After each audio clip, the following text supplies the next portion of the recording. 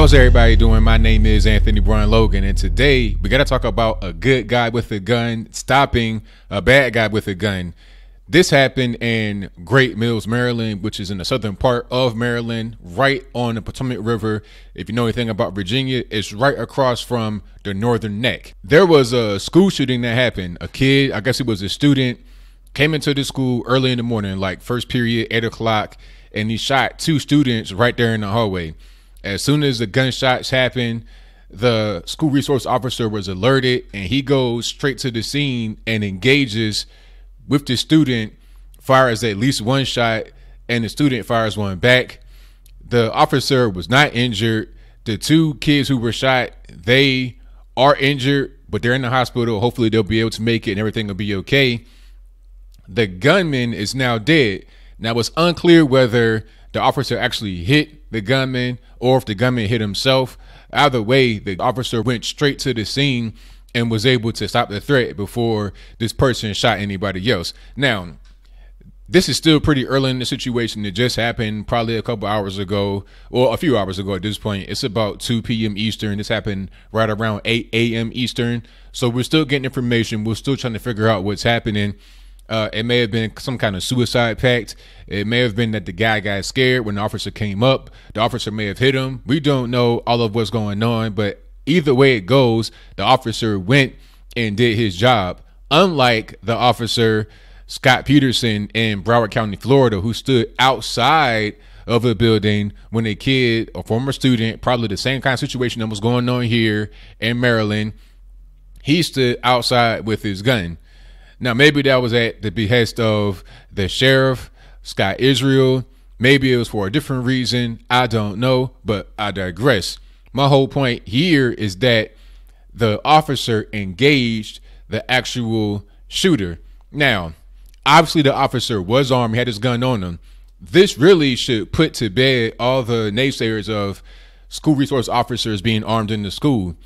Maybe in your day, if you were a boomer or if you lived in like a really nice neighborhood, if you're my age or a little bit younger, maybe you didn't need that in your school in your particular time when you grew up. But unfortunately, right now, we live in a society that these kind of things are going to happen. You got copycat people out there.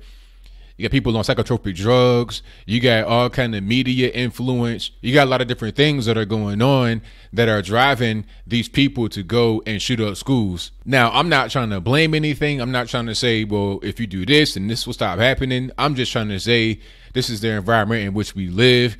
You must have tighter school security, metal detectors in the front door, steel reinforced doors, school resource officers, regular police officers, whatever you got to do, maybe even arm the teachers if they so desire.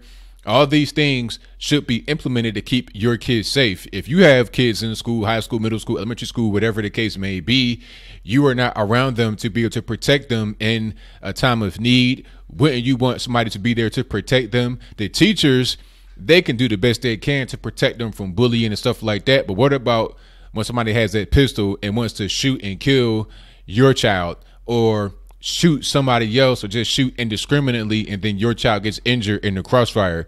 Wouldn't you want somebody there to protect them from that? This should also prove as an example of what could happen. Remember, I did that video yesterday or a couple of days ago about the dad brought a knife to school and presented it in front of the kid like, hey, what are you going to do when I have this knife right on you? What are you going to do in that particular moment? Are you going to try to call the police at that point from somewhere else to come with their gun? Or do you want somebody right there at that particular moment to be able to react? Okay.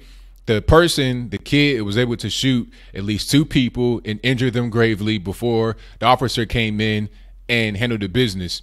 Now, how long do you think it took for the first and second shot to be fired before the officer came to the vicinity? Maybe 30 seconds, a minute at the most, probably less than that.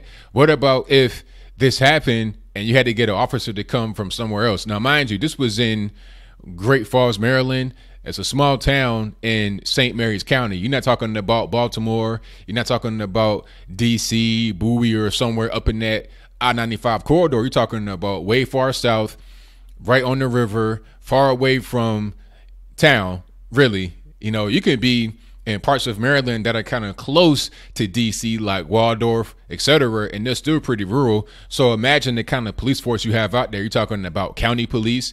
That's going to be even longer response time, because I doubt there was a police station right there close to the school. Maybe there was, maybe there wasn't. And a lot of these county places don't even have police. In my original hometown, Rand, West Virginia, there are no police. They got county police, Kanawha County, but they don't have police right there in the town. Okay, so when you're talking about being able to protect students, being able to defend your school, you need to have people right there who are armed. In this case, proves as an example. So shout out to the officer. I don't know his name. That's not been released, but shout out to him or her, whoever it was.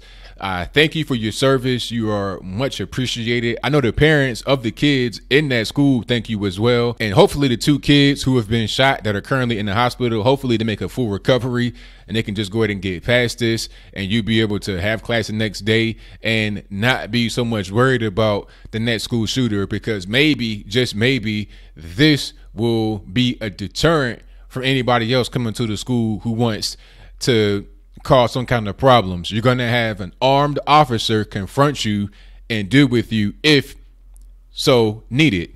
So what do you think? Do you think this was a good example of a good guy with a gun defeating a bad guy with a gun? Do you think that this case will be ignored by the mainstream media? Like how the mainstream media wants to hype up these stories about that one case where the teacher accidentally fired his weapon in the class, and they try to make it seem like this is what's going to happen when you arm teachers. Although the teacher that shot the gun, if I'm wrong about this, let me know in the comments below. But this particular teacher was a gun instructor, and he had been bringing guns into school for a long time. He just happened to have an accident right at the wrong moment when this whole conversation about potentially arming teachers is going on.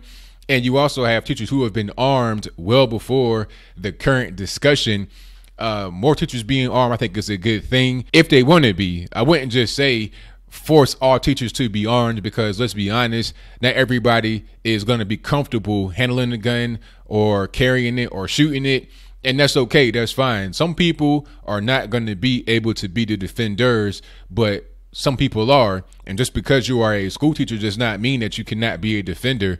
And I saw that Jim Carrey so-called art gallery, and he was talking about Trump is trying to arm the Glee Club. He wants to paint all teachers as being defenseless and weak and docile.